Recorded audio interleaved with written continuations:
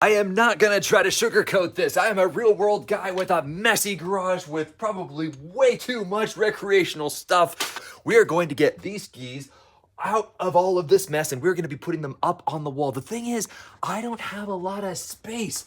I only have about 16 inches between that backpack and all of my snowshoes right there. So I got two of these guys and I'm gonna put one here and then the other is gonna go right here. So first of all, about eye height, I'm 6 foot, and yeah, I'm gonna go about nose level, about right there. In my particular case, I found that I did have actually some studs behind these things so that they won't be going anywhere.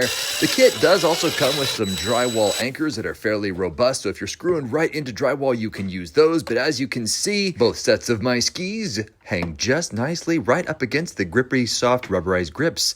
Nice. And just like that, my messy garage is that much more organized. Now, you will notice that they have actually designed the width of these things so that when you put two skis right next to each other, the bindings they actually have enough room to hang next to each other. So this thing is very, very well thought out. One quick warning, if these mounts are not actually secured into a stud and it's just drywall, you can use, as mentioned, these little drywall anchors that it comes with, or you can just be very, very careful taking these out. You can see the little bungee cord comes off like this. And then if I were to just kind of grip it and push straight up, you can see that it releases out of there like so. And in order to put it on, I just kind of put it in like so. I push it up and then gently pull it down. So it will actually stay if it doesn't have any drywall anchors, but if you are a seasoned skier and you are going up every single weekend, I would take the extra 5 minutes and actually use the drywall anchors.